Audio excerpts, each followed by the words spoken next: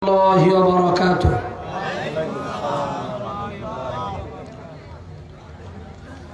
الحمد لله نحمده ونستعينه ونستغفره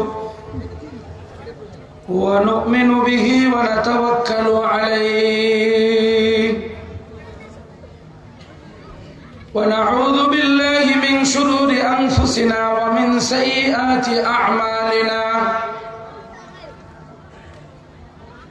من يهده الله فلا مضل له ومن يضلله فلا هادي له وأشهد أن لا إله إلا الله وحده لا شريك له لا شبيه له ولا مثيل له ولا مثال له ولا أول له ولا آخر له ولا بداية له ولا نهاية له. ونشهد أن سيدنا وحبيبنا وطبيبنا ومحبوبنا ومرشدنا ومولانا محمدا عبده ورسوله. أما بعد فأعوذ بالله من الشيطان الرجيم. بسم الله الرحمن الرحيم.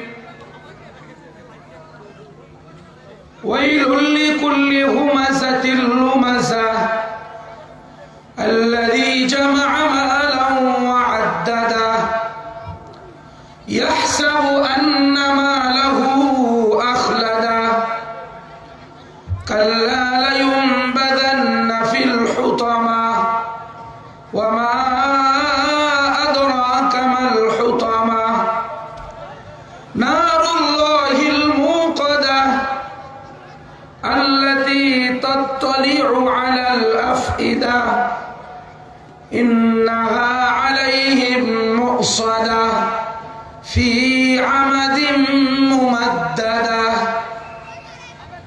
وقال سيدنا رسول الله صلى الله عليه وسلم: صنفان من أهل النار لم أراهما قوم معهم سيات كأذناب البقر يضربون بها الناس نساء كاسيات عاريات مميلات مائلات رؤوسهن كأسنمة البخت المائلة لم يدخلن الجنة ولا يجدن ريحها وإن ريحها لتوجد من مسيرة كذا وكذا. قال النبي صلى الله عليه وسلم: إذا بذع الميت في قبره جاء القرآن عند رأسه والصلاة عن يمينه والصوم عن شماله وسائر الحسنات عند رجليه أو كما قال النبي عليه الصلاة والسلام. صدق الله مولانا العظيم وصدق رسوله النبي الكريم ونحن على ذلك لمن الشاهدين والشاكرين والحمد لله رب العالمين. আমরা নবীজির মুহাব্বত নিয়া অন্তরের অন্তঃস্থল থেকে নামাজের দরুদ শরীফ পড়ি। আল্লাহুম্মা সাল্লি আলা মুহাম্মদ ওয়া আলা আলি মুহাম্মদ কামা সাল্লাইতা আলা ইব্রাহিম ওয়া আলা আলি ইব্রাহিম ইন্নাকা হামিদুম মাজিদ। আল্লাহুম্মা বারিক আলা মুহাম্মাদিন ওয়া আলা আলি মুহাম্মদ কামা বারাকতা আলা ইব্রাহিম ওয়া আলা আলি ইব্রাহিম ইন্নাকা হামিদুম মাজিদ।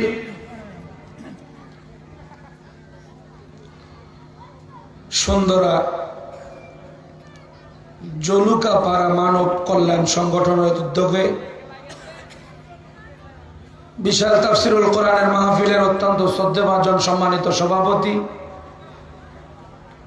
প্রধান অতিথি, প্রধান মেহমান এবং প্রধান বক্তা, স্টেজে বসা উলামায়ে কেরাম, এলাকার সর্বস্তরের মুসলমান ভাই সব, পর্দার আড়ালে আমার মা ও বোনেরা, যুবক ভাইয়েরা, কচি কাঁচা বাচ্চারা, প্রত্যেকের প্রতি আমার আন্তরিক মোবারকবাদ। সর্বপ্রথম অসংখ্য অগণিত শুকর ও সুজুদ মহান আল্লাহ তাআলার জন্য, যে আল্লাহ তাআলা আমাকে আপনাকে মায়া করে, মেহেরবানি করে, স্নেহ করম করে, দুনিয়ার হাজারো ব্যস্ততার থেকে মুক্ত করে, আল্লাহর দেওয়া মূল্যবান হায়াতকে দীর্ঘায়িত করে এ পর্যন্ত সুস্থ সবল রেখে উলামায়ে কেরামের সোহবতে কোরআন ও হাদিস থেকে নিয়ে নিজের জিন্দগিটাকে ইসলামী জিন্দগি গড়বার বিশেষ উদ্দেশ্যে এই জান্নাতি আয়োজনে, জান্নাতি পরিবেশে, দ্বীনি মজমায় আল্লাহ তাআলা আমাকে আপনাকে আসার বসার বিশেষ তৌফিক দান করলেন। সেই মহান মহিয়ান আল্লাহ তাআলার জন্য কালিমাতুশ শুকর আদায় করতে অন্তরের অন্তঃস্থল থেকে মহাব্বত নিয়া, ভক্তি নিয়া, সমস্বরে জোর আওয়াজে দিল থেকে বলুন আলহামদুলিল্লাহ। একটু মহাব্বতের আওয়াজে আলহামদুলিল্লাহ। অসংখ্য অগণিত দরুদে সালামের হাদিয়া প্রেরিত হোক ওই মহামানবের প্রতি, যিনি শফিউল মুজনিমিন, রাহমাতুল লিল আলামিন, ইমামুল আম্বিয়া, সাইয়্যিদুল আম্বিয়া, নবী মুস্তাফা, নবী মুজতবা, শফিয়ে আযম, নবী আকরাম, সরওয়ারে দো জাহান, খাতামুন নবিয়্যিন, সিরাজাম মুনীরা, বাশীরা ওয়া নাযীরা। সবাই বলুন সাল্লাল্লাহু আলাইহি ওয়াসাল্লাম। সাল্লাল্লাহু আলাইহি ওয়াসাল্লাম। আমি আপনাদের সম্মুখে কোরআনে কারীমের 114টা সূরার মধ্যে থেকে 104 নম্বর সূরা, সূরা হুমাযা। আমাদের এই বেশিরভাগ লোকের মুখস্থ আছে। ইমাম সাহেবরা মাগরিবের নামাজে এই সূরাগুলো তেলাওয়াত করে থাকে। আপনাদের সম্মুখে এই সূরা তেলাওয়াত করার পর নবী করিম সাল্লাল্লাহু আলাইহি ওয়াসাল্লামের অসংখ্য অগণিত হাদিসে মুবারাকাত থেকে দুটো হাদিস শরীফ পাঠ করেছি। আল্লাহ তাআলা আমাকে যেন তৌফিক দান করেন অল্প সময়ে আমাদের এই সূরাকে সামনে রেখে, হাদিস দুটাকে সামনে রেখে দ্বীনি জরুরি, দ্বীনি দিক নির্দেশনামূলক গুরুত্বপূর্ণ কথা ইখলাসের সহিত আল্লাহ তাআলা আমার জবান থেকে বের করে দেন। আমাদের বক্তা শ্রোতা উভয়কে আল্লাহ তাআলা আমল করে জিন্দগিতে বাস্তবায়ন করে আল্লাহর সন্তুষ্টি অর্জনের তৌফিক দান করেন। জোরে বলেন আমিন। আর জোরে বলেন আমিন।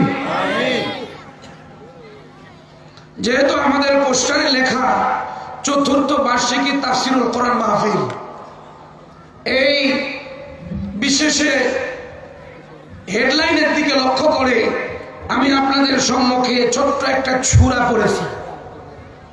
কোরআনে কারীমে 114টা সূরার মধ্যে এটা হলো 104 নম্বর সূরা। এই সূরা হলো মাক্কিয়া। কোরআনে কারীমে 86টা সূরা আছে মাক্কিয়া, 28টা সূরা আছে মাদানিয়া। আমরা সাধারণ জ্ঞান হিসাবে জেনে থাকি যে নবী করিম সাল্লাল্লাহু আলাইহি ওয়াসাল্লাম যেখানে গেছেন কোরআন সেখানে চলে গেছে। নবীজি মক্কায় ছিলেন, কোরআন মক্কায়। নবীজি মদিনায় গেছেন, কোরআন মদিনায়। নবীজি মুজদালিফায়, কোরআন মুজদালিফায়। নবী তায়ে, কোরআন তায়েফে। নবীজি মিনায়, কোরআন মিনায়। নবীজি আরাফায়, কোরআন আরাফায়। নবীজি যেখানে গিয়েছেন কোরআন সেখানে চলে গেছেন। বলেন আল্লাহু আকবার। আল্লাহ পাক রব্বুল আলামিন নবীজির শান, মান, মর্যাদা বিশেষ করে এখানে তুলে ধরেছেন। নবীজির ইজ্জত, সম্মান খুবই গুরুত্বভাবে আল্লাহ তাআলা এখানে আমাদের সামনে, জাতির সামনে ওপেন করেছেন। আল্লাহ পাক রব্বুল আলামিন সেই আঙ্গিতে কোরআনে কারীমের সূরাকে 2 ভাগে বিভক্ত করেছেন। নবীজি যখন মক্কায় ছিলেন তখন কিছু কোরআনের বিষয় নাজিল হয়েছে, সূরার নাম হয়েছে মাক্কিয়া। কোরআনে কারীমের কিছু বিষয়ে আলোচনা যেগুলো প্রেক্ষিতে নাজিল হয়েছে সেই সূরাগুলোর নাম দেওয়া হয়েছে মাদানিয়া। নবী করিম সাল্লাল্লাহু আলাইহি ওয়াসাল্লামের দীর্ঘ 23 বছরের জিন্দেগিতে কোরআনে কারীম অল্প অল্প করে ওনার উপরে নাজিল হয়েছে। সেই কোরআনের বিশেষ আলোচনার একটা অংশ আমি আপনাদের সামনে সংক্ষিপ্ত তাফসীর ও তরজমা করার নিয়ত করেছি। আল্লাহ তাআলা আমাদের জিন্দেগিকে এই সূরার দিক নির্দেশনাকে গ্রহণ করে জীবনে বাস্তবায়নের তৌফিক দান করুন। জোরে বলেন আমিন। আরো জোরে বলেন আমিন। আপনাদেরকে আমি অনুরোধ করব, এই যে সামনের ফাঁকা জায়গা পূরণ করে বসবেন। আমাদের অনেক ভাই আসতেছেন, তাদেরকে বসার জন্য সুযোগ করে দিব। আমরা রাজি আছি তো ইনশাআল্লাহ? আমি আবার গজল টজল হুররে মুররে দিতে পারি না। আমরা এই ডাইরেক্ট কোরআন থেকে কথা শুরু করব, কোরআন থেকে আলোচনা শুরু হয়ে যাবে। যেহেতু আজকের মানব কল্যাণ সংগঠন বেশিরভাগ এখানে যুবকরা জড়িত, আমাদের একজন যুবক আমার বন্ধুবর একজন আলেম, উনি এই সংগঠনের সভাপতি, উনি আমাকে অনুরোধ করলেন যে এই সংগঠনের গুরুত্ব তাৎপর্য নিয়ে যেন কিছু বলা হয়। আমি এই সূরার পরেই কিছু প্রাসঙ্গিক কথা আপনাদেরকে বলবো। আমরা সেই অনুপাতে একটা মুসলমানের জামায়াতকে, মুসলমানের দলকে আমরা মজবুত করে ধরে রাখবো।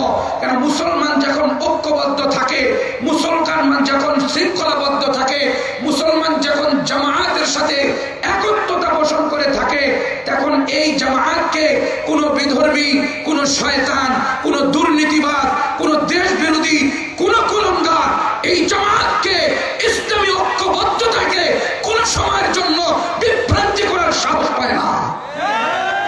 কথা বলেন ঠিক না বেঠিক?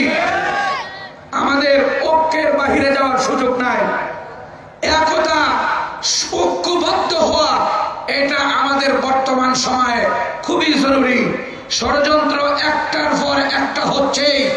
এখনো দেশ স্বাধীন হয়েও স্বাধীন পরিপূর্ণ নয়। কথা কন ঠিক না বেঠিক? এখনো স্বাধীন হওয়ার পরেও এ দেশ নিরাপদ নয়। কেন? সূচিবালায় আগুন লেগে যায়। কথা কন ঠিক না বেঠিক? কোন সময় কোন এরিয়ায় লেগে যাবে আগুন, আরো বড় কিছু দুর্ঘটনা ঘটবে, এটা অনেক দূরে নয়, অনেক কাছের ব্যাপার। তাই স্পষ্ট ভাষায় তাফসীরুল কোরআন মাহফিলের সুন্দর জলুকাপাড়া মানব কল্যাণ সংস্থার উদ্যোগে বিশেষ আয়োজন থেকে স্পষ্ট জানাই দিতে চাই, মুসলমান ঐক্যবদ্ধ, মুসলমান জামায়াতবদ্ধ, এই মুসলমান শৃঙ্খলাবদ্ধ। কোন সময়ের জন্য কাফের, মুশরিক, হিন্দুত্ববাদীর কোন ষড়যন্ত্র কোন সময় বরদাস্ত করবে না। কথা বলেন ঠিক না বেঠিক? যে কোনো ষড়যন্ত্র রুখে দেওয়ার জন্য শৃঙ্খলাবদ্ধ, ঐক্যবদ্ধ হওয়া জরুরি। আমি আপনি কোনো না কোনো বিষয় নিয়ে মতনৈক্য থাকতে পারে। আপনি গরু ভালোবাসেন, আমি গরু ভালোবাসি, আরেকজন খায় মুরগি, আরেকজন খায় খাসি। এক রকমের পোশাক কারোই হয় না। পোশাকের তারতম্য হয়, খাওয়ার মধ্যে তারতম্য হয়, বসার মধ্যে, রুচির মধ্যে, চলাফেরার মধ্যে তারতম্য হয়। কিন্তু কোরআন নিয়া, ইসলাম নিয়া, নবী নিয়া, দেশ নিয়া, আমাদের একত্ববদ্ধতা নিয়া কেউ কথা বললে চোখ উপড়ে ফেলা হবে। কথা কোন ঠিক না বেটি? আমাদের এই মানব কল্যাণ সংগঠন, যেখান থেকে মানবদের সেবা করা হয়, মানবদের সেবা। আমরা মানবদের সেবা বলতে কি বুঝি? কম্বল দিল, কয়েকদিন পর ঘর করে দিবে, কয়েকদিন পর বাড়ি করে দিবে, আর কয়েকদিন পর আমাদেরকে চাউল দিবে, আটা দিবে, খাদ্য সামগ্রী সব সরবরাহ করবে। আমরা এতটুকুনি বুঝি। কিন্তু কোরআন হাদিস থেকে এ বিষয়গুলো পরে বলে, কোরআন আগে বলে। ঐক্যবদ্ধ, শৃঙ্খলাবদ্ধ, সাংগঠনিক ভাবে গোছানো সাজানো মুসলমানদের সর্বপ্রথম টার্গেট ইমানে মজবুত, আমলে মজবুত, তাকওয়ায় মজবুত। ওই ভাই এখনো নামাজ পড়ে না, কোরআন পড়া জানে না, কোরআনের বিধান মোতাবেক জীবন পরিচালনা করে না, তার ছেলে মেয়ে এখনো কোরআন মোতাবেক জিন্দেগি যাপন করে না, মেয়েকে পর্দায় রাখে নাই, বিবিকে পর্দায় রাখে নাই। এই সমস্ত বিষয়গুলোকে একের পর এক যাইয়া জাস্টিফাই করে প্রত্যেককে দিনের উপরে উঠায় দেয়। সংবদ্ধ হইয়া, একত্রিত হইয়া দিনের জন্য হাত উঠায়, তলোয়ার উঠায় দিনের জন্য, ঐক্যবদ্ধ হয় দিনের জন্য। এটা হলো সংগঠনের মূল উদ্দেশ্য। আমাদের মাঝে এই রকম সংগঠন নাই। কিসের সংগঠন আছে? যে সংগঠনের মাধ্যমে আমরা পেট পূজারি করতে পারি। কথা কোন ঠিক না বেঠিক?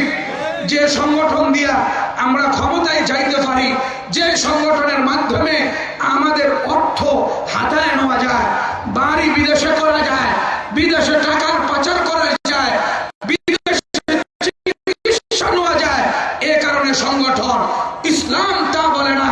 ইসলাম বলে, কোরআন বলে, সুন্নাহ বলে সংগঠন হবে ঈমান বাঁচানোর, সংগঠন হবে দেশ বাঁচানোর, সংগঠন হবে নবীজির আদর্শ রক্ষা, সংগঠন হবে এ দেশে কোনো কুলাঙ্গার আমার লাল সবুজের পতাকা হাত দিলে হাত কেটে কলিজা ছিঁড়ে ফেলা হবে।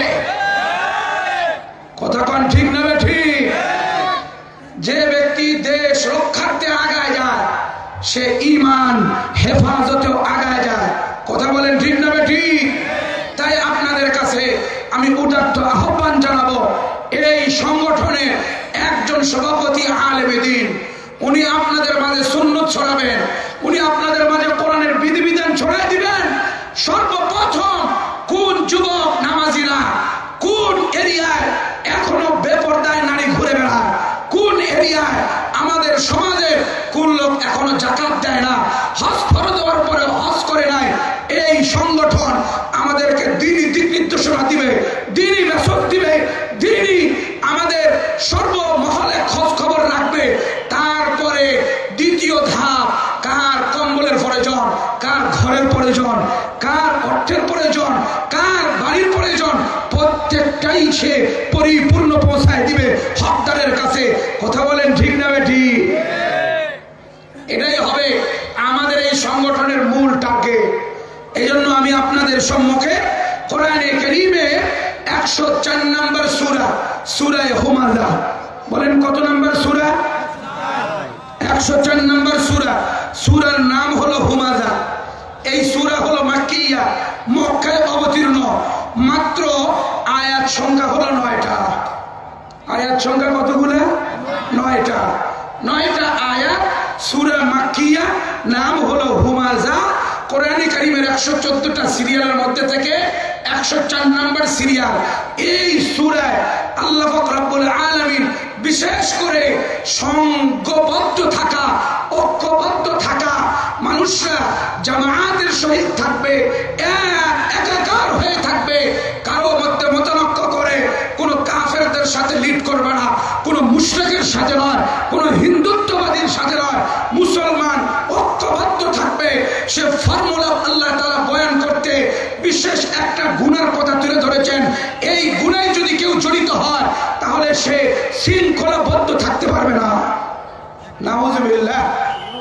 বড় একটা গুণের কথা এই সূরা হুমাযায় আল্লাহ তাআলা তুলে ধরেছেন। সেটা হলো সবচেয়ে ঘৃণিত গুনাহ, পর নিন্দার গুনাহ, গীবত শিকায়েত, পর নিন্দার গুনাহ, গীবত শিকায়েতের গুনাহ। এই গুনাহ, এই অভ্যাস, এই গুনাহ করার প্রবণতা যার বেশি আছে সে কখনো একটা দলকে, একটা জামায়াতকে, একটা সংগঠনকে ঐক্যবদ্ধ রাখতে পারবে না। কখনো সেক্রেটারির বিরুদ্ধে, কখনো সভাপতির বিরুদ্ধে, কখনো সাধারণ সম্পাদক, কখনো সহকারী সম্পাদক, কোনো না কোনো মেম্বারকে নিয়ে সে একটার পর একটা কথা বলতে থাকবে। এটা একটা সভাপতি হলো, এটা একটা সেক্রেটারি হলো, এই বেটারে এই সংগঠনের দায়িত্ব দিছে, একই দায়িত্ব করার মতো একটার পর একটা বদনাম করে করে এই দলটাকে তছনছ করে দিবে। কথা বলেন ঠিক না ঠিক? আমাদের মাঝে তো তাই চলতেছে পুরা এরিয়ায়। এইরকমই আমাদের অভ্যাস। মসজিদের কমিটি হয়েছে, ওই একই রকম অবস্থা। এমনি ভাবে মাদ্রাসার কমিটি, একই রকম অবস্থা। প্রত্যেকটা দিনের কাজের মধ্যেই আমাদের এই ঠেলাঠেলি, গুতাগুতি আর পরস্পরে একজন আরেকজনের বিরোধিতা করা, একজন আরেকজনের বিরুদ্ধে কথা বলা আমাদেরকে শেষ করে দিয়েছেন। কথা বলেন ঠিক না ঠিক? ভয়ানক ব্যাপার। এই জন্য আমি আপনাদের এই সংগঠনের মৌলিক কাঠামো যেটা, সেটাকে রদ করার জন্য কোরআনে কারীমের 104 নম্বর সূরা, সূরা হুমাযা পড়েছি। আমরা প্রত্যেকেই পর নিন্দা,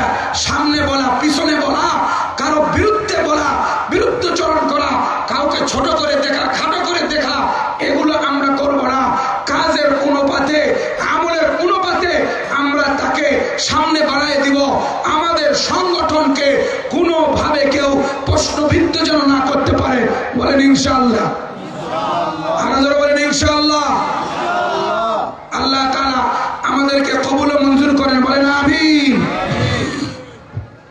আল্লাহ পাক রব্বুল আলামিন বলেন, ওয়াইলুল লিকুল্লি হুমাযাতিল লুমাযা আল্লাযী জামাআ মালান ওয়া আদ্দাদা ইয়াহসাবু আন্না মালাহু আখলাদা। মুসলমান ভাইরা আমার, দিলের কানে শুনবেন, আল্লাহ সারা পৃথিবীর সমস্ত মানব দানবদের জন্য লক্ষ্য করে বলেন যে সামনে সামনে বদনাম করে, পিছনে পিছনে কথা বলে, গীবত, পরনিন্দা, প্রত্যেকটা এইরকম দুষ্কৃতী ব্যক্তির জন্য দুর্ভোগ। যে সামনে কথা বলে, পরনিন্দা করে, পিছনে কথা বলে, কারো বদনাম এমন করে করতে থাকে যেন তাকে তুচ্ছ তাচ্ছিল্য করে। আল্লাহ বলেন দুর্ভোগ। যে করলো সে দুর্ভোগের মধ্যে পড়লো, যে করলো সে ক্ষতিগ্রস্ত। যে ব্যক্তি লিগ্যাল থাকার পরেও তার ব্যাপারে যার বদনাম করলো, আল্লাহ তাকে উপরস্থ করবে, মর্যাদাবান বানাবে। দেখেন না বদনাম কিভাবে চলে আর কিভাবে করে।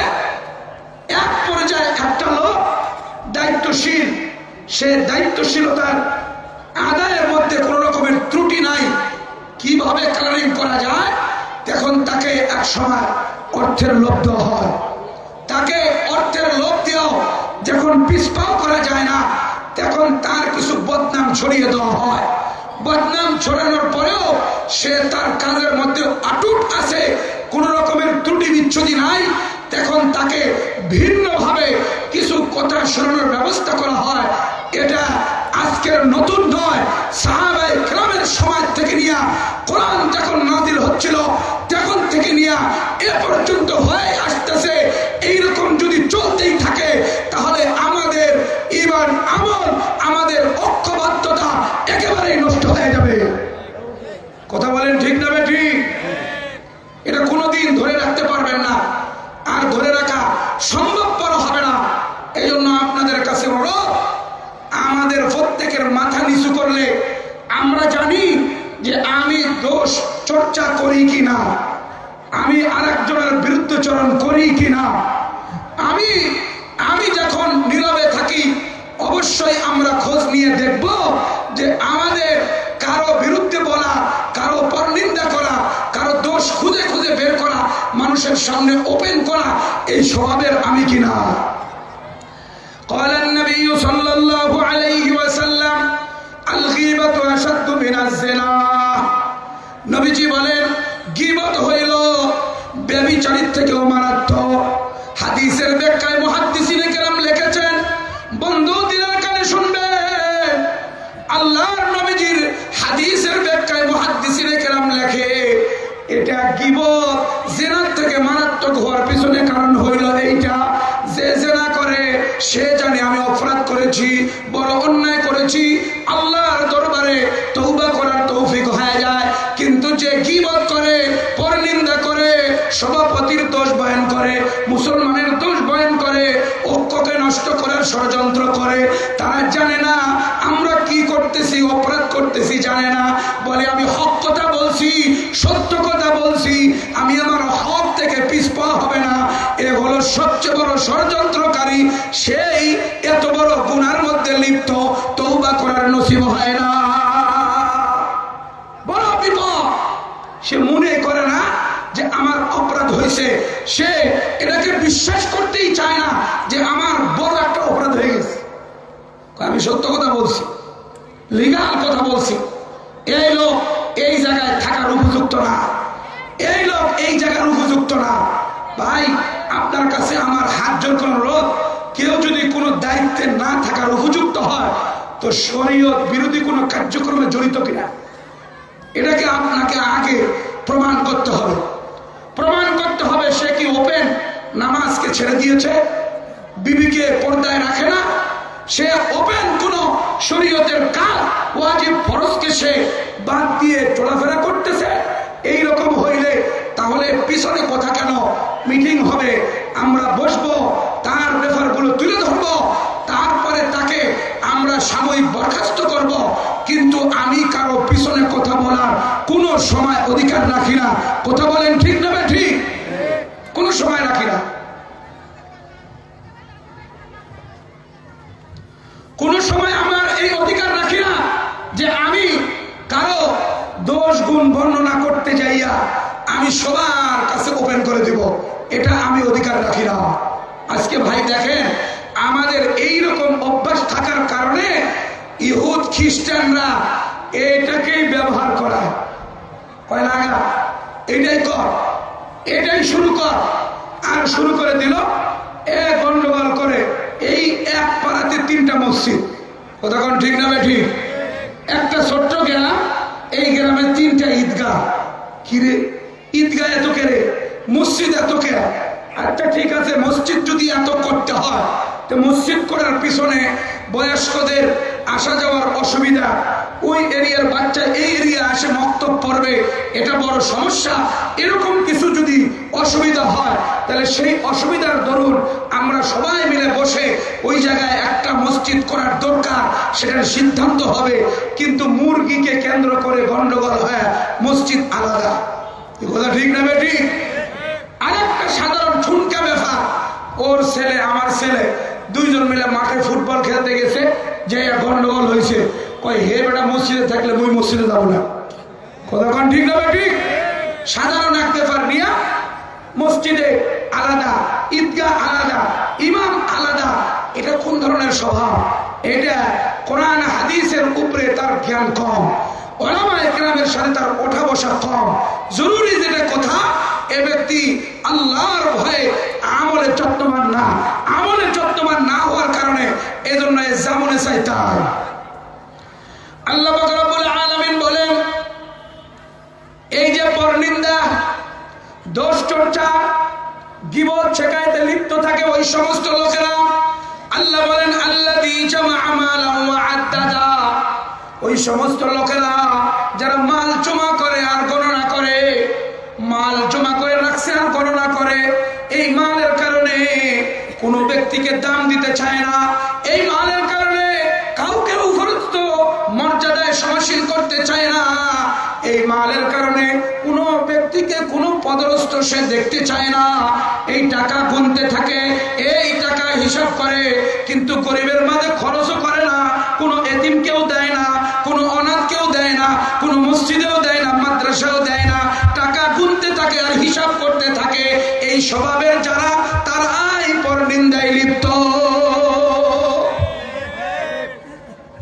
মারাত্মক ব্যাপার। টাকা গোছাইতে গোছাইতে কত দূর গেছিলেন দেখছেন? 4-5টা ব্যাংকে দেউলিয়া করে ফেলছে, কথা কোন ঠিক না ঠিক? 4-5টা ব্যাংকে একদম দেউলিয়া বানায় ফেলছে। কত টাকা দরকার বলেন তো একজন লোকের চলার জন্য? কত টাকা দরকার? এত পরিমাণ টাকা গোছাইছে গোছাইছে, দুনিয়াতেই মারাত্মক অবস্থা আল্লাহ করে দিচ্ছেন। আখিরাতে কি হবে এই সূরায় বলতেছে। দুনিয়ায় কি অবস্থা হয়েছেন দেখে, এত টাকা থোয়ার জায়গা নাই। পরে ধরা পড়ে গেল কেমন ভাবে, দাড়িও কেটে লাইছে, পায়জামা খুললে লুঙ্গি ভরে লাইছে, ফেরি সদর ঘাটের শ্রমিক হয়ে গেছে, তারপরেও নিজেকে রক্ষা করতে পারে নাই, গ্রেফতার হতেই হয়েছে। কথা বলেন ঠিক না ঠিক? তোমার মাল তোমারে বাঁচাবে, তোমার মাল তোমাকে চিরঞ্জীবী করবে, তোমাকে উপরস্থ মর্যাদাবান বানাবে? কোনদিন সম্ভব? সালমান এফ রহমান থেকে নসিহত গ্রহণ করো, সালমান এফ রহমান থেকে উপদেশ গ্রহণ করো, কোনদিন সম্ভব নয়। তুমি যদি মাল এমন করে জমা করতে করতে কোন মানুষকে মানুষ মনে না করো, কোন আলেমকে ইজ্জতের কাঠামোয় রাখতে না চাও, কোন দেশকে যদি সম্মানিত পর্যায় থেকে নামায়া দেউলিয়ার পথে নিয়ে যাও, এইরকমই ব্যাপার যদি তুমি করো, তাহলে তুমি শ্রমিক সাজাও, সদর ঘাটে নৌকায় বসে থাকাও, তোমাকে তুমি উদ্ধার করতে পারবে না, তোমাকে গ্রেফতার হতেই হবে, হতেই হবে। কথা কোন ঠিক না ঠিক? এই পরিস্থিতি সম্মুখীন হতে হবে, আল্লাহ তাআলা তুলে ধরেন। আল্লাযী জামাআ মালান ওয়া আদ্দাদা ইয়াহসাবু আন্না মালাহু আখলাদা, তারা মাল জমা করে আর গণনা করে। মাল যখন রাখে তখন তো গুপ্ত ধন যেমন করে সংরক্ষণ করে, এমন করে 4-5 5টা তালা মেরে রাখে, আবার গুনে গুনে আবার দেখে কমলো কিনা বাড়লো কিনা দেখতে থাকে। ধারণা কি তাদের?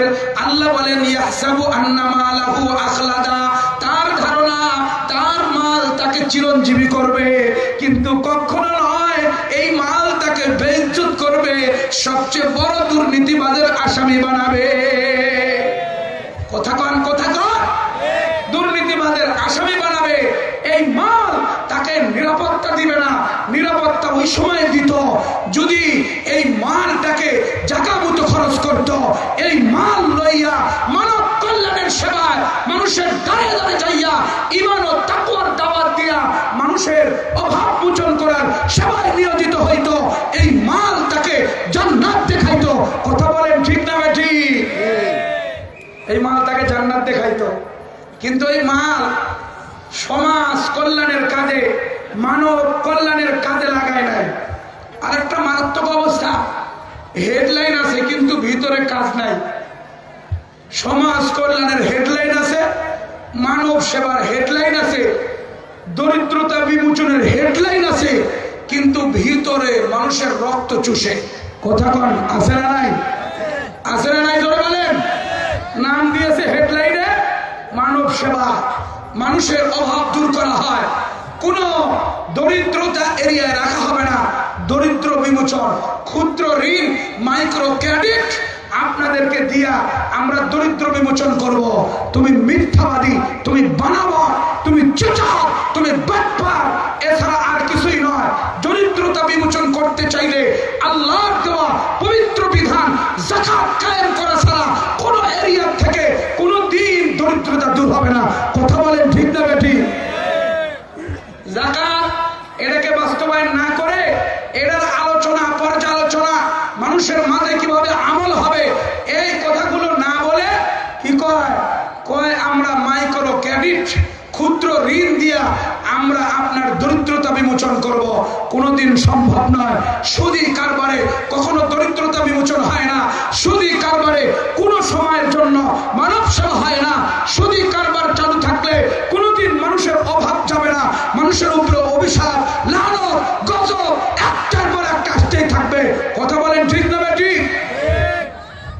সুদ দিয়া কেমনে শান্তি হয়? সুদ দিয়া কোনোদিন শান্তি হবে না। সুদ দিয়া কোনোদিন সমাজে কোনো শান্তি প্রতিষ্ঠার সম্ভব নয়।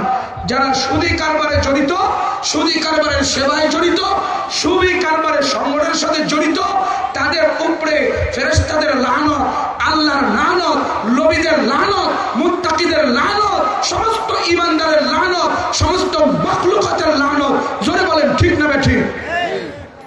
এই অভিশাপ থেকে তুমি নিজেকে বের করতে হইলে তোমাকে মানব কল্যাণ, মানব সেবা, যেটা আমার নবী করেছিলেন সেই পদ্ধতিতে আগাইতে হবে।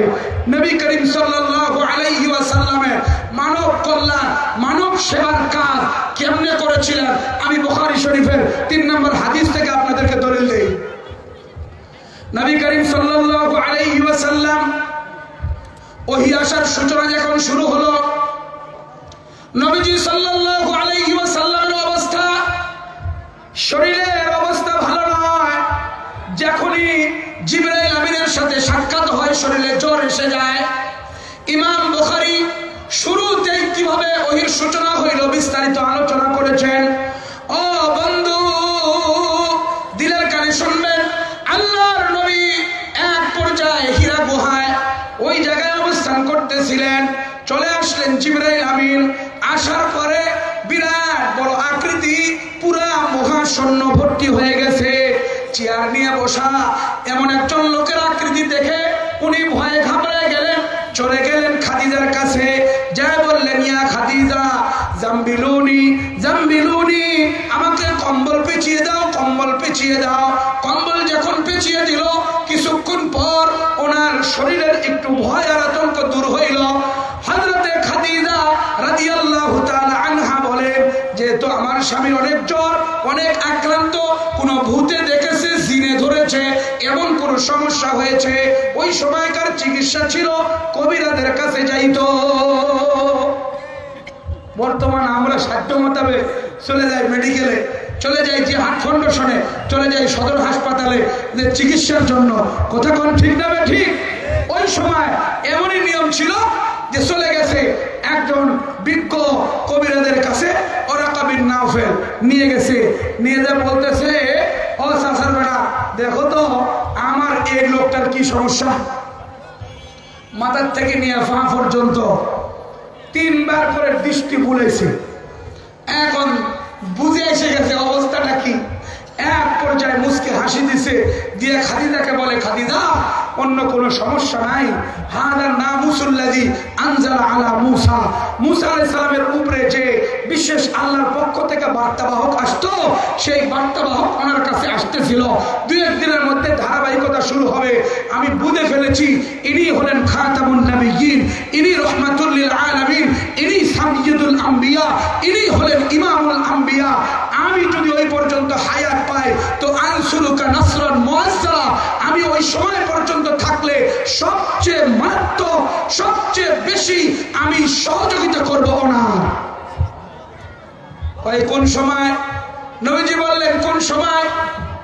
বললেন আপনার হিতাকাঙ্ক্ষী যারা, আপনার পাড়া প্রতিবেশী যারা, আপনার যারা পাড়া প্রতিবেশী বন্ধু বান্ধব, আপনার যারা লালিত পালিত করেছে, এরাই আপনাকে মক্কা থেকে বের করে দিবে।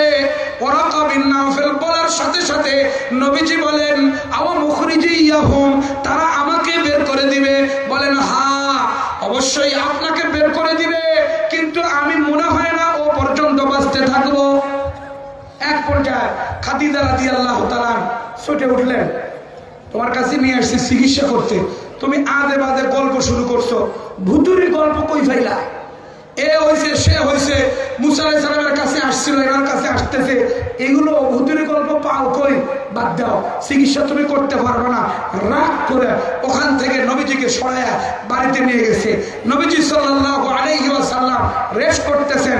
হযরতে খাদিজা এমন একজন নারী যে পুরো বাড়িতে ফ্যামিলির মধ্যে নিজের কাছে বসে শুয়ে শুয়ে সান্ত্বনা দেনেওয়ালা, নবীজির সবচেয়ে বড় মারাত্মক শেল্টার দেনেওয়ালা, এমন কাছের লোক, এমন গৃহিণী, এমন সঙ্গী কিয়ামত পর্যন্ত আর আসবে না। জোরে বলেন ঠিক না ঠিক? হযরতে খাদিজা রাদিয়াল্লাহু তাআলা আনহা সান্ত্বনা দেওয়া শুরু করলেন। বুখারীর riwayat, নবীজি বিশেষ সহধর্মিণী হযরতে খাদিজাতুল কুবরা রাদিয়াল্লাহু তাআলা আনহা বলা শুরু করলেন, ওয়াল্লাহি লা ইউখজিকাল্লাহু আবাদা, খোদার কসম আল্লাহ আপনাকে কোনোদিন বেইজ্জত করবে না। আপনি এটা দেখছেন, সেটা দেখছেন, ভয় পাইছেন, শরীরে জ্বর এসে গেছে, আমরা যা আতঙ্ক মনে করি, যা সমস্যা মনে করি, এগুলো কোনোটাই সমস্যা নয়। নিঃসন্দেহে আল্লাহ আপনার ইজ্জত বাড়ায় দিবেন, কোনো দিনের জন্য আল্লাহ আপনার বেইজ্জত করতে পারেন না। আল্লাহ কোন সময় আপনার বেইজ্জত করবে না। এ বলে হযরতে খাদিজা রাদিয়াল্লাহু তাআলা আনহা 5টা গুণের কথা তুলে ধরেছেন। এই 5 গুণ হলো সমাজ বন্ধন গুণ। জোরে বলেন আল্লাহু আকবার। আর জোরে বলেন আল্লাহু আকবার। সবাই একটু হাত উঠান। নারায়ে তাকবীর, নারায়ে তাকবীর। এত লোকের এত কম আওয়াজ আশা করি নাই। শয়তান তো ফালাবে না এখান থেকে, তাহলে দিনের মধ্যে দিনের কথা ঢুকবে কখন? একটু 2 হাত ভালো করে জাগান। লিল্লাহে তাকবীর, লিল্লাহে তাকবীর। আজকের মাহফিল, আজকের মাহফিল তাফসীরুল কোরআন মাহফিল, আরে তাকবীর। কোরআন হাদিসের আলো, কোরআন সুন্নাহর আলো, কোরআন হাদিস যেখানে, আলেম ওলামা যেখানে, মাদ্রাসা মসজিদ যেখানে, হাসিনা আছে যেখানে, না মোটামুটি হুশ আছে, জোশে হারাই ফেলে নাই, মোটামুটি সচেতন আছে। কথা কখন ঠিক না ঠিক? এই ব্যক্তির লোকে আমরা আছি না নাই? নাই, জোরে বলেন নাই। আল্লাহ পাক রব্বুল আলামিন নবীজি সাল্লাল্লাহু আলাইহি ওয়াসাল্লামের শান মর্যাদা তুলে ধরলেন। হযরতে খাদিজার মতো লোক নবীজিকে বলেন, ও নবীজি, আপনাকে আল্লাহ তাআলা কোনো সময় বেইজ্জত করবেন না। আপনি 5 গুণে গুণান্বিত।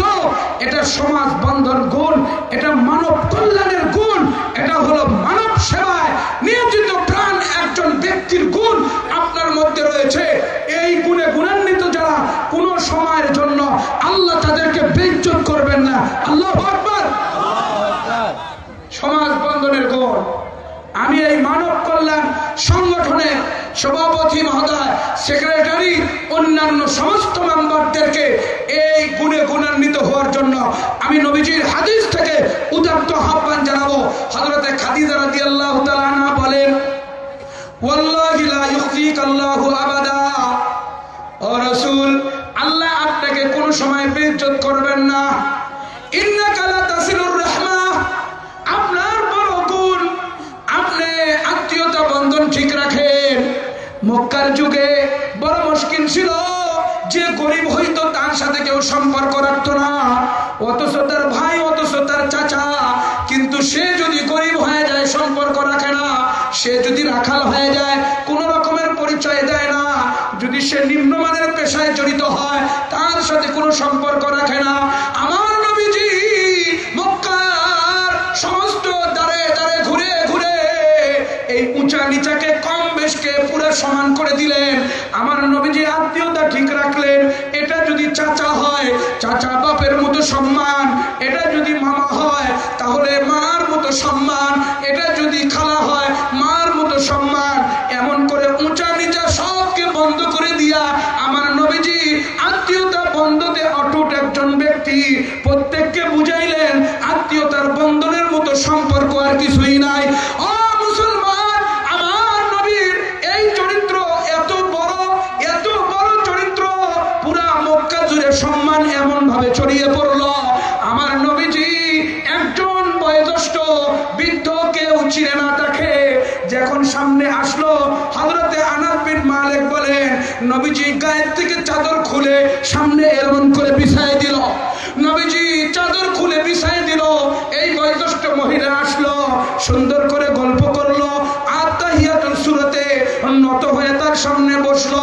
অনেক গল্প হইল, তাকে খাওয়াইলো, তার পা টিপে দিল, তার মাথা টিপে দিল। এই ব্যক্তির এত ইজ্জত সম্মান কেন? নবীজি বলেন, এটা হলো আমার সম্মানিত দুধমা। আল্লাহু আকবার। এটা আমার দুধমা, আমার দুধ পান করাইছে। আমাকে দুধ পান করায় মায়ের মতো আদর দিয়ে যত্ন করে আজকে বড় করেছে। সে সাধারণ ভাবে চলে, সে গরিব ভাবে চলে। আমি এটাকে গোপন করতে পারি না। আমার আত্মীয়তা, আমার রেশতেদারের বন্ধন, এটা অটুট থাকবে। নবীজি এই মিশন চালাইছিলেন। আমরা প্রত্যেকে আত্মীয়তার বন্ধন ঠিক রাখবো তো ইনশাআল্লাহ? জোরে বলেন ইনশাআল্লাহ। জরুরি এক বিষয়, যদি কোনো সংগঠনের লোক এইরকম আত্মীয়তা ছিন্নকারীর মধ্যে হয় তাহলে তো বড়ই অপরাধ। নবী করিম সাল্লাল্লাহু আলাইহি ওয়াসাল্লাম বলেন, قال النبي صلى الله عليه وسلم لا يدخل الجنة قاطع।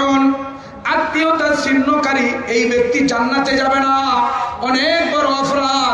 আমাদের সমাজে অনেক লোক আছে ভাই, বিরাট বড় বিল্ডিং বানায় ফেলছে, অনেক বড় সরকারি চাকরি করে, কিন্তু তার চাচা রিক্সা চালায়, তার চাচা অটো চালায়, এজন্য পরিচয় দেয় না আমার এলাকার লোক। কথা কোন ঠিক না ঠিক?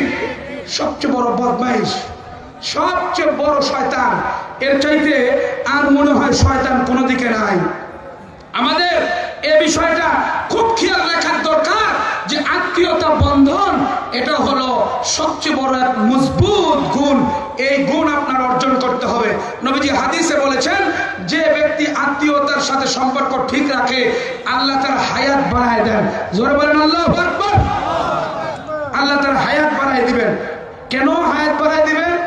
আপনি আত্মীয়দের খোঁজ খবর নেন, যায় বসেন, গল্প করেন, অভাবে আছে নাকি সুখে আছে না দুঃখে আছে, সব বিষয়ে যখন খোঁজ খবর নিলেন, যখন তারা উপকার পাইল, দোয়া করতে থাকে।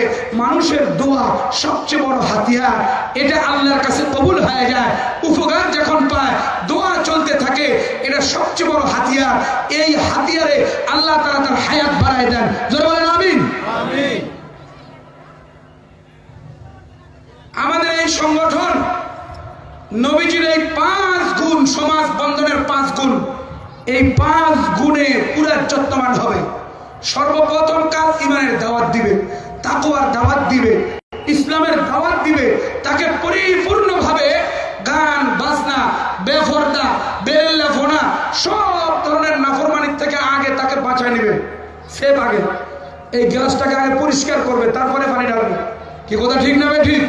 গ্লাস পরিষ্কার, তারপরে দুধ রাখবে, তারপরে শরবত রাখবে। পরিষ্কার না করে রাখলে ওটা খাওয়ার উপযুক্ত হবে?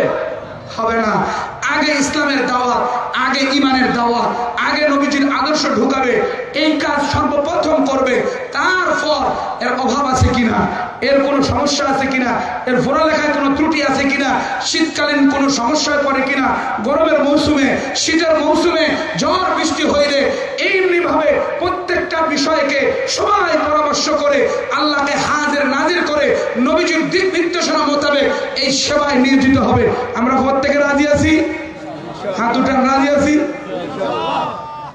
আল্লাহ তাআলা আমাদেরকে এই সংগঠনের সাথে আমাদেরকে সব দিনই কার্যক্রম চালায় যাওয়ার তৌফিক দান করেন। বলেন আমিন। আমিন।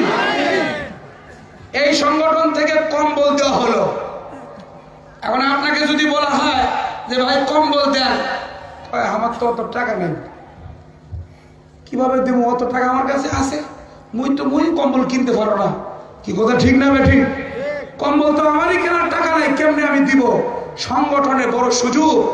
আপনি কম্বল 1000 টাকা দিয়া, 500 টাকা দিয়া, 300 টাকা দিয়ে কিনে কোনো গরিবকে দেওয়ার সামর্থ্য রাখেন না, তো আপনি এই সংগঠনে 100 টাকা দেন, প্রত্যেক মাসে মাসে 200 দেন।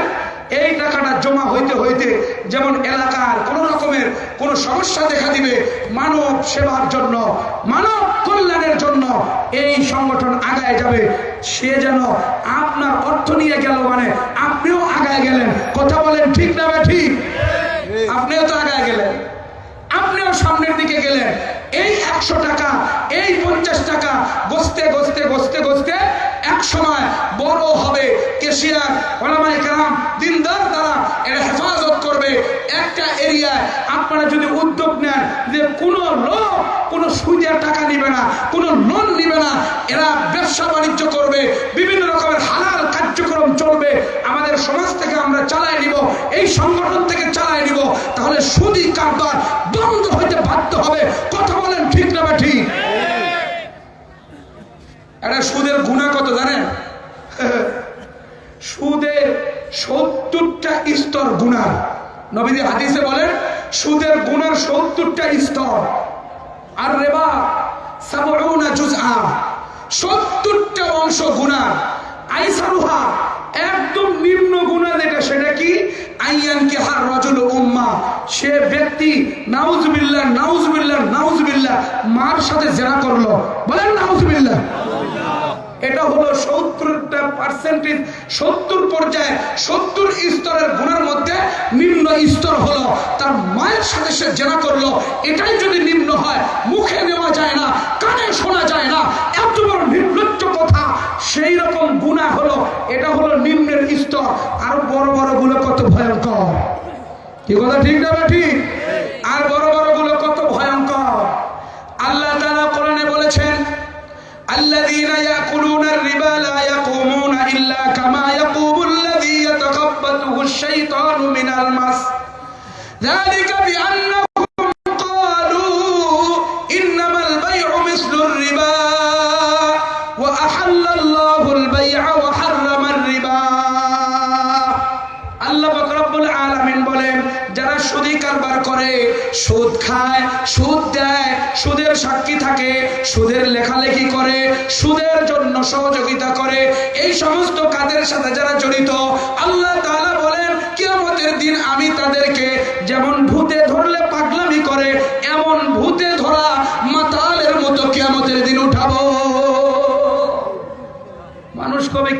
খাইছিল, জিনে ধরেছে, ভূতে ধরেছে, ব্যাপারটা কি? হাসরের মাঠে তো মদের দোকান নাই, হাসরের মাঠে তো ফাপনার সেই পাগলা গারদের হাসপাতালও নাই, ব্যাপারটা কি এমন কেন? ফেরেশতারা বলবে এরা জনগণের টাকা নিয়ে ফাগলামি করেছিল, মাতলামি করেছিল, জনগণের টাকা নিয়ে যতক্ষণ পর্যন্ত সুদ দিতে রাজি হয় নাই, অতক্ষণ পর্যন্ত কোন গরিবকে ঋণ দিতে রাজি হয় নাই। এই সুদের কারবার, জঘন্য কারবার নিয়ে মানুষের সাথে রক্ত চোষা আমল করেছে, ত্রুটি বিচ্যুতি করে মানুষকে নিঃস্ব করে দিয়েছে। আজকে আল্লাহ বলবেন আমি তাদেরকেও পাগল আর মাতাল বানায় উঠাইলাম। কন্যা নাউজুবিল্লাহ, একটু জোরে কম, একটু জোরে কম, নাকি বাড়িতে কইবেন? এই হলো সুদের ভয়াবহতা। এই জঘন্য সুদ আমার সমাজ থেকে বিদায় হোক, চান কি চান না? ওই দাদা উঠতেছেন কেন? এই সুদ আমাদের সমাজ থেকে বিদায় হবে কিনা কয়ে দেন। এই সমাজে কোন সুদের কারবার চলবে না, আমরা বন্ধ করে দিব। রাজি আছেন? এই সংগঠনে পারবে, মানব কল্যাণ সংগঠন, এটার দ্বারাই সম্ভব। এজন্য আপনার কাছে আমি হাত জোর করে অনুরোধ করব, আপনি প্রত্যেক মাসে 500 করে টাকা দেন। এই টাকা জমা হইতে হইতে 5 লাখ হবে। এই সমাজে কোনো লোক অ্যাক্সিডেন্ট করলো না, কোনো বাড়িতে আগুন লেগে গেল, একদম নিঃস্ব হয়ে গেল, কোন সুদখোরের কাছে দেয় আর বলার দরকার নাই আমার 50,000 টাকা লোন দেয়। কি কথা কোন ঠিক না? ঠিক। ওই দেখবেন ছোট ছোট আমার মতো খাটো খাটো চুল, ওই গ্রামীণ ব্যাংকে আশা, বুড়ো, পদক্ষেপ, এই শয়তানের যেগুলো কোম্পানি, শয়তান যেখান থেকে ডিম ফুটে বাচ্চা বের করে, এগুলোর মধ্যে বসে আছে। কবে তোমাকে দিব না, তোমার বউরে ফাটাও। এখন বউ গেলে ওখান থেকে লোন নেবে, নিয়ে বড় সুদের মধ্যে ঢুকে গেল, লানত শুরু হইল, গজব শুরু হইল, আযাব আসা শুরু হইল। এই জন্য তো শীতের মধ্যে শীত নাই। কথা কোন ঠিক না? ঠিক। বিপদ আর গজব। এই জন্য আপনাদের কাছে আমি অনুরোধ করব, আমি এই সংগঠনকে অনুরোধ করব যে আপনারা প্রত্যেকের টাকা সরকারি অডিটের হিসাব করে প্রত্যেক বছরের শেষে এটা হিসাব জাতির সামনে ওপেন করা হবে। যত হিসাব স্বচ্ছ তত সংগঠন সচ্ছল। কথা কোন ঠিক না? ঠিক। এনারা করবে, আমি এনাদেরকে জড়াভাবে গোপনে বলে যাব যে হিসাব সংরক্ষণ করবেন। 1 টাকাও আমানত, 1 কোটি টাকাও আমানত। কথা কোন ঠিক না? ঠিক। এই আমানত আমার নবীজি সংরক্ষণ করে। আমার নবীজির নাম হয়েছিল আলামিন। কথা কোন? নাম হয়েছিল আলামিন। কাফেররা দিয়েছিল, মুশরিকরা দিয়েছিল, কোন মুসলমান এই নাম দেয় নাই। কাফেররাই দেখছে যে আমরা এই যে সংগঠন করলাম, আমাদের ব্যক্তিগত ব্যবসার টাকা, আমাদের প্রত্যেকের টাকা আমার বাপের চাইতো নবী মুহাম্মাদের কাছে দিকে হেফাজত থাকে। এই ভূমিকায় উত্তীর্ণ হইতে হবে। এই সংগঠনের কর্মীদেরকে আমাদের প্রত্যেকের টাকা এই জায়গায় জমা হবে। কোনো না কোনো বিপদে, কোনো না কোনো গরিবে, কোনো এতিমের জন্য এই ধরনের সহযোগিতায় আগায় যাবে। আর সমাজ থেকে দরিদ্রতা বিমোচনের জন্য সবচেয়ে বড় পদক্ষেপ হবে এই সমাজে কোনো সুদি কারবার চলবে না। কথা বলেন ঠিক না? ঠিক। আপনাদের কাছে অনুরোধ, এখন আমি 10টা লোক চাই, 10টা জান্নাতি সাহাবীর নামে আমি দোয়া করে দিব। 10টা লোক চাই যে 500 টাকা করে মাসে চাঁদা দিবে। এই মানব কল্যাণ সংগঠনে দাঁড়ায় যান। আপনি 10 জনের দেখা দেখি আরো লোক দাঁড়াবে। এই সংগঠন যখন আর্থিকভাবে শক্তিশালী হবে, সমাজে প্রত্যেকটা গরিব মানুষের সহযোগিতা করা, অসুস্থ মানুষের সহযোগিতা করা আমাদের জন্য সহজ হবে। কথা বলেন ঠিক না? ঠিক। 500 টাকা তো ওই টাকাই না। বন্ধু বান্ধবের লগে গল্প করতে গেলে, শহরে ঘুরতে গেলে তো 500 টাকা এমনি চলে যায়। 500 টাকা মাসে, মাসে 30 দিনে কি আছেন না কেউ? 10 জন লেখাবেন 500 টাকা করে, 500 টাকা করে এই সংগঠনে জমা হবে। এই সংগঠন থেকে তাফসীরুল কোরআন মাহফিল হয়, এই সংগঠন থেকে কম্বল বিতরণ হবে, এই সংগঠন থেকে দ্বীনের কথা মানুষের মাঝে ছড়িয়ে দিয়ে মানুষকে দিনদার করার চেষ্টা করা হবে। এই সংগঠন থেকে যুবক সে ফেন্সিডেল খোর, এই যুবক নিশাখোর, যুবক ফেসবুক সবসময় চালায়, ইউটিউব চালায়, এই যুবক ফজরের সামনে কাতারে থাকবে, এই যুবক কোনো সময়ের জন্য দ্বীন বিরোধী কার্যক্রমের সাথে জড়িত হবে না। এই সংগঠনের কাম আপনারা চান কি চান না? দাঁড়ান 500 টাকা দেওয়ার জন্য। কিরে ভাই 500 টাকা দেওয়ার লোক নাই? 500 টাকা সারা মাসে 500 টাকা, সারা মাসে 500 টাকা, দিনে অটোওয়ালা 2000 টাকা 1500 টাকা ইনকাম করে, তার মধ্যে থেকে আবার 700 টাকার মদ খায়। কথা কোন ঠিক না বেঠিক? এই এরিয়ায় বেশি। আপনাদের বিরুদ্ধে গেলে আমি কিছু জানি না, একটু টলমল টলমল করে চালাইতেছে। কি করবে, কোন দিক যান? আমি তো যাবো ভাই 3 নম্বর নিউটন বাজার, আপনি কোন দিক যাচ্ছেন? হুজুর ওই দিকে যাচ্ছি। এই এখন ঘুরে সরকারি কলেজের দিকে যাচ্ছে। কে রে? পরে দেখলাম কিছু খাইছে। তা আমি আমার পাশের লোকটাকে বললাম, মনে হয় কিছু খাইছে। হ্যাঁ শুনতে পাইছে, শুনে কয় হুজুর মুই খাইছু, কিন্তু একটা বেশি খাইছু আজকে। কথা বুঝতে পারছেন? একটু বেশি খাইছো তো, এজন্য একটু টলমল টলমল করতেছে। পরে জিজ্ঞেস করলাম বাড়ি কই? তো এই এরিয়ায় বললো, গ্রামের নাম বলবো না, এই এরিয়ার নামের কথা বলছে। তো মনে হইলো ওই যে বর্ডার থেকে আমাদের দাদুরা নেয়, তো ওরাও একটু করে গিফট দেয়। কথা কোন ঠিক না ভাই ঠিক? এটাকে বন্ধ করার জন্য আমাদের এই মানব কল্যাণ সংগঠন সবচেয়ে বড় হাতিয়ার। এই যুবক যখন ওলামায়ে কেরামের কোরআন থেকে দ্বীনি কথা শুনবে, ওলামায়ে কেরামের মুখ থেকে আমার নবীর সুন্নতের কথা শুনবে, সাহাবায়ে কেরামের দ্বীন জিন্দা করতে কি পরিমাণ ত্যাগ তিতিক্ষা ছিল, এটা যখন শুনবে, নিঃসন্দেহে এই যুবক ফজরের সামনে কাতারের মুসল্লি হবে। যদি কোন ঠিক না ঠিক? ভাই একজনও নাই, একজনও নাই মাসে 500 টাকা এই সংগঠনে দিবে। কে হাত উঠেছেন? প্রথমে যেটা উঠাইব, এরপরে যারা উঠাইব প্রত্যেকের সবার ঘরে দেব। একজন লোক বলেন,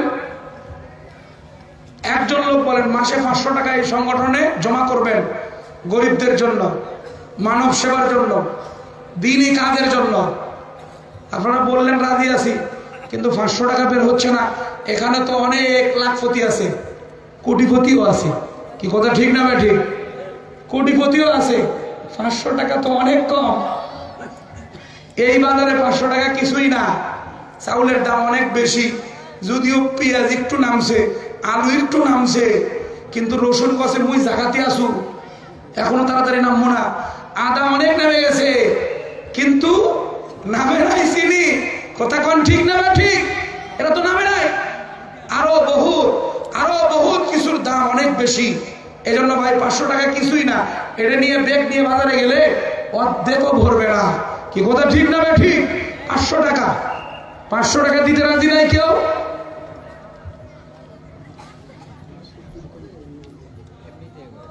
মাসিক দিতে রাজি না?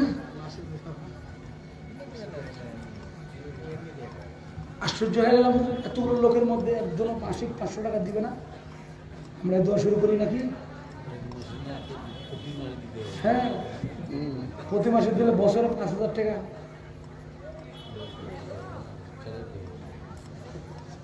আচ্ছা, তাহলে এই যে মাহফিল করতে আমাদের খরচ হয়েছে, এই তাফসীরুল কোরআন মাহফিলের জন্য অনেক টাকার ব্যয় হয়েছে।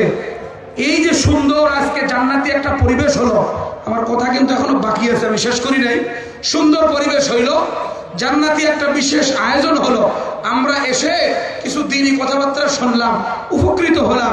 আমরা 1000 টাকা এই মাহফিলের জন্য দেই।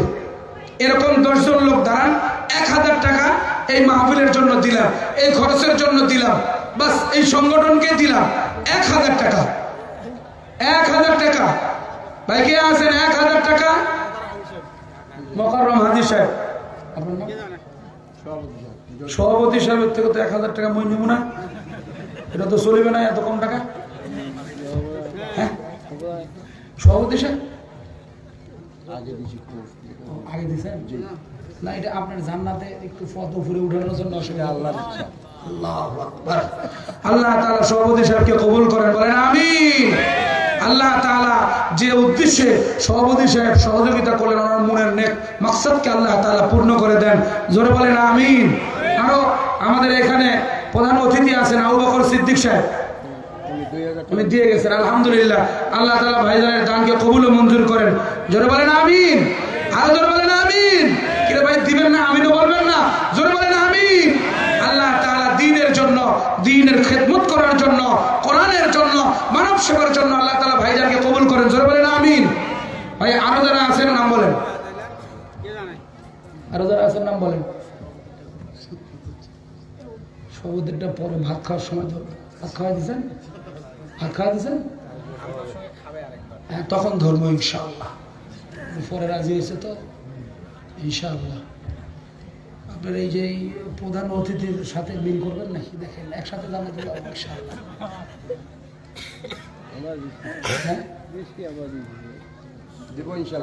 ইনশাআল্লাহ ইনশাআল্লাহ পরে দিবে ইনশাআল্লাহ। আল্লাহ তাআলা কবুল করুন, বলেন আমিন। জি, আর ভাই আমাদের স্টুডেন্ট অনেক আছে তো এই দিক দিয়ে, এনাদের কথা বলি।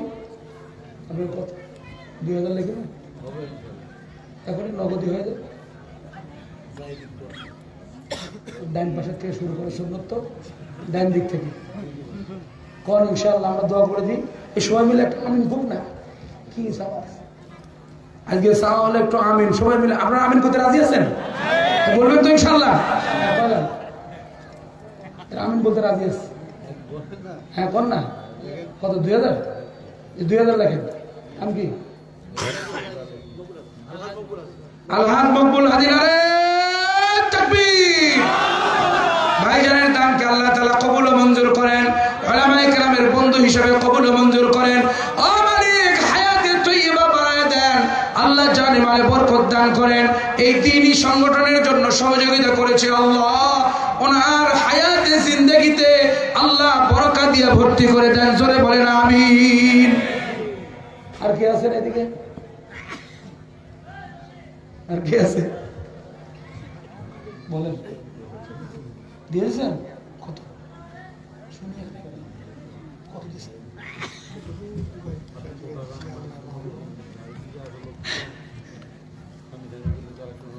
কেনা হবে না? হবে হবে। 50 টাকা কেনা নিয়েছেন তাড়াতাড়ি। 50 টাকা এত নিয়েছেন? আমি নেই তো আমরা ভাই। ভিতর থেকে 1000 টাকা, ভিতর থেকে কেউ 1000 টাকা দেওয়ার জন্য একটু প্রস্তুতি নেন। 1000 মাত্র আমাদের সভাপতি সাহেব, তারপরে আবু বকর সিদ্দিক সাহেব দিছেন, ইনি দিল। আল্লাহু আকবার। আর জোরে বলেন আল্লাহু আকবার।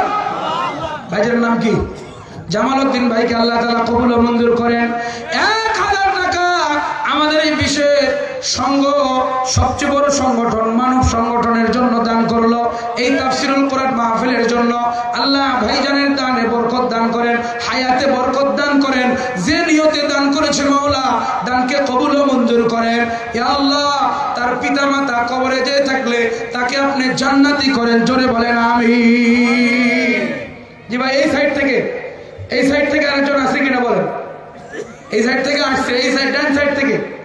আমাদের আশেপাশে কি আছে? আমাদের স্বেচ্ছাসেবক ভাইরা একটু নামেন। অনেকে যদি নগদ না থাকে বাকি লেখাইতে পারে, একটু খাতা নিয়ে আমাদের স্বেচ্ছাসেবকদেরকে দেন, নাম লেখায় দেন। আপনারা যদি 1000 না পারেন 500 লেখান, 500 লেখান। 1000 না পারলে 500 লেখায় দেন। আমাদের স্বেচ্ছাসেবকদেরকে ভিতর দিয়ে ঢুকাই দেন, এদিক দিয়ে ঢুকাই দেন স্বেচ্ছাসেবকদেরকে, যে আমাদের ভিতর দিয়ে আমরা ঢুকি। ভাই ওখানে আপনি হাত জাগান, আপনার আসতে হবে না। এই একজন ভাই উঠছে নাকি? এই এত তাড়াতাড়ি ব্যাগ পলিথিন পরে, ব্যাগ পলিথিন পরে।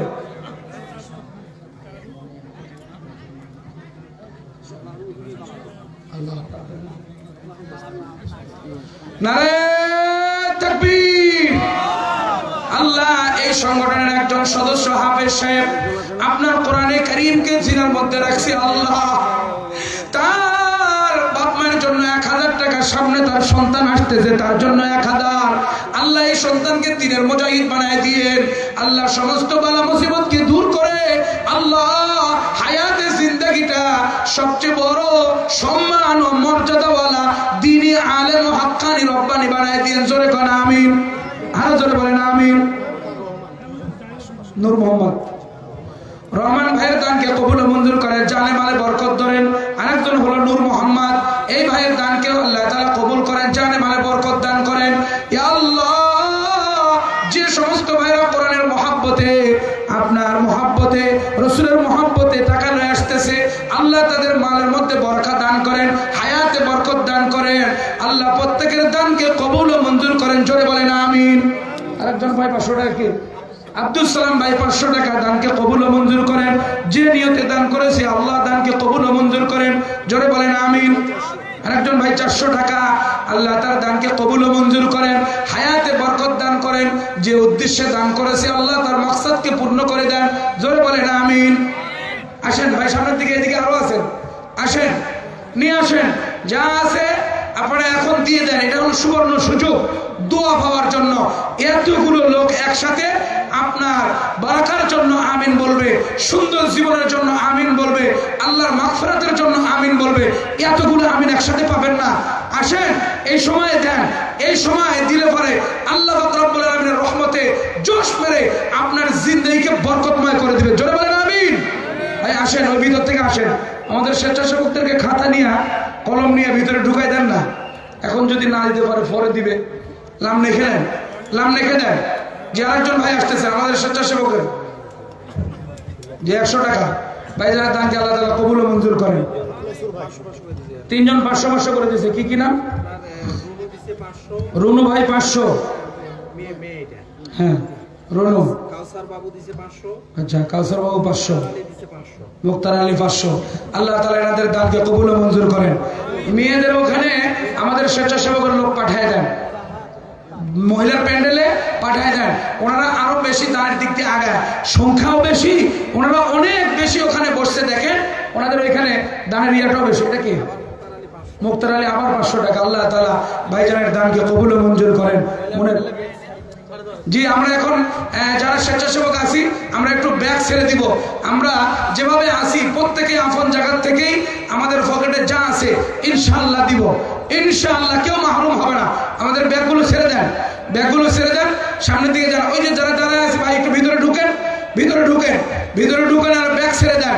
আর প্রত্যেকে জিকির করেন লা ইলাহা ইল্লাল্লাহ, লা ইলাহা ইল্লাল্লাহ, লা ইলাহা ইল্লাল্লাহ, লা ইলাহা ইল্লাল্লাহ, লা ইলাহা ইল্লাল্লাহ। আব্দুল সামাদ ভাই 500 টাকা। হ্যাঁ আবু সামাদ ভাই 500 টাকা। আল্লাহ তার দানকে কবুল ও মঞ্জুর করেন। যে নিয়তে আপনার কোরআনের এই বাগান কায়েমের জন্য দিল, আল্লাহ ওনার জীবনে বারাকা দান করেন। যে উদ্দেশ্যে দান করেছে মাওলা, আল্লাহ আপনার ওনার মনের নেক মাকসাদকে পূর্ণ করে দেন। জোরে জোরে বলেন আমিন। আল্লাহু আল্লাহ, আল্লাহু আল্লাহ, আল্লাহু আল্লাহ, আল্লাহু আল্লাহ, আল্লাহু আল্লাহ, আল্লাহু আল্লাহ। ভাই দেন, জলদি দেন, কেউ মাহরুম যাব না। আমরা প্রত্যেকের কাছে ব্যাগ যাচ্ছে দ্বীনি তাকাদা নিয়া, ইসলামের তাকাদা নিয়া, গরিব দুঃখীর তাকাদা নিয়া। আমরা কেউ মাহরুম হব না। যে যা পারি প্রত্যেকেই দেওয়ার চেষ্টা করব। অনেকে এমন আছে ভাই গোপনে দেওয়ার জন্য খুব আগ্রহী, আল্লাহর সাথে কন্ট্যাক্ট করতে চায়। আমি আপনাদের কাছে অনুরোধ করব আপনারা এই ব্যাগে দেন। কেউ উঠবেন না, আপনাদের কাছে বিশেষ অনুরোধ, কেউ উঠবেন না। আমাদের আজকের প্রধান আকর্ষণ, প্রধান আলোচক, প্রধান বক্তা, কলরব শিল্পী গোষ্ঠীর অন্যতম শিল্পী ও উদীয়মান তরুণ বক্তা মাওলানা মাসুম বিল্লাহ ইলিয়াস অল্প সময়ের মধ্যেই আমাদের স্টেজে চলে আসবে। আমরা কেউ উঠবো না, এলোমেলো হবো না। আমরা যা পারি ইনশাআল্লাহ দান করবো। প্রত্যেকের কাছে ব্যাগ যাচ্ছে, আমরা আর উঠাউঠি করবো না। প্রত্যেকের কাছে আমাদের অনুরোধ থাকবে এইদিকে ভাই ব্যাগ আসে নাই তো, আমাদের স্টেজের বাম সাইডে এইদিকে ব্যাগ আসে নাই।